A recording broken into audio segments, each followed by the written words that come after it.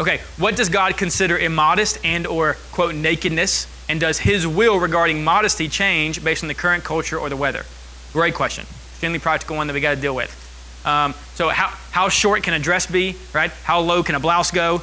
How skinny can the straps be? How shirtless can a guy be? Whatever categories you want to use. Let me answer it like this. Okay, so this is difficult in that modesty is often seen as relative and subjective, and it is in large part by its nature. But there is a way in which it is objective, meaning there's a way that it's the same answer in all cases. And I want to emphasize how that works. I think biblically modesty, and I'll show you why I think this, modesty is best seen as directly connected to the heart. So less about the actual things of clothing and more about the heart behind the reason I'm wearing the things or not wearing the things, as it may be. I think that helps solve the problem of the relativity of it. So the question being, why are you dressing that way? Let me try to substantiate that. 1 Timothy chapter 2. So the charge I'm saying here is modesty is really chiefly a matter of the heart, and that what flows from that is outlined less clearly, but the matter of the heart is what's commanded. So God is commanding us to have modesty. That's a statement primarily about our hearts that will work itself out in our exteriors. 1 Timothy chapter 2, verse 9, one of the key passages. Likewise also that women should adorn themselves in respectable apparel with modesty and self-control, not with braided hair and gold or pearls or costly attire. Okay, so that's all cultural things. The prevailing thought seems to be that braided hair means that the richer women would braid their hair with gold, just to kind of as a status symbol. But regardless, here's the point I want to make. So he says, what's not modest, not with braided hair, gold, and pearls, or costly attire. And then he doesn't say, but here's the kind of clothes you should wear. Instead, he looks to the interior and says, but contrasting to that with what is proper for women who profess godliness with good works. Let a woman learn quietly with all submissiveness, etc. Okay, so one more. Look at 1 Peter chapter 3. 1 Peter chapter 3, verse 3, almost a parallel passage, even though they're from different authors, which is meaningful.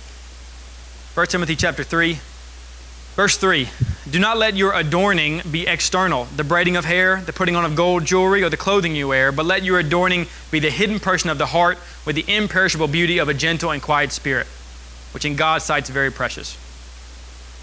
For this is how the holy women who hoped in God used to adorn themselves by submitting to their own husbands, etc., etc. So the times modesty is brought up as for our dress, the answer, instead of being, don't wear this, which would make sense if it was he could just go ahead and give us the external demands. He says, instead of wearing these things which are immodest, your heart should be a modest heart, which would lead you to the clothing that is proper.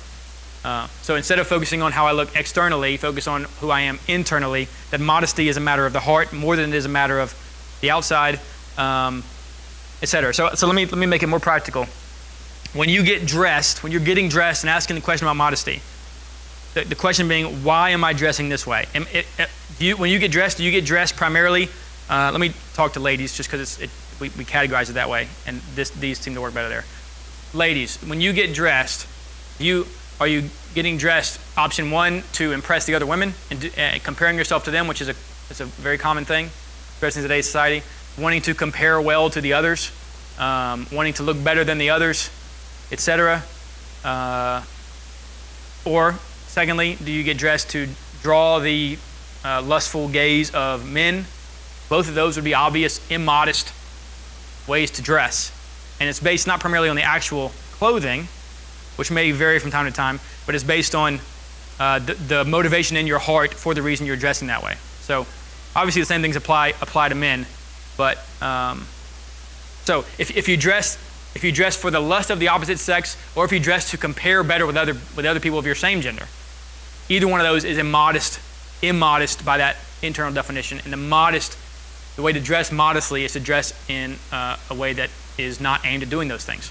It's aimed at instead glorifying who you are on the inside to the Lord, glorifying God himself. Even the phrase like modest is hottest, right? Like even I think that's totally missing the point. Like even that is saying, that's like modest is the best external beauty, and the point throughout the scriptures is modesty is drawing attention to your inner beauty instead of your outer beauty, your exterior beauty, and that big thing to young men especially. That doesn't the same way that a husband is to focus on a husband, a wife's supposed to focus on a wife. Very often you'll hear young men say, well, she just dressed that way, and it's still your fault. It's your sin. It's your sin that is causing you to lust, and you can't put it off on somebody else that is not dressing the way that you think they should be dressing. That's on you, pal. It's your desires causing your sins, and you got to deal with them.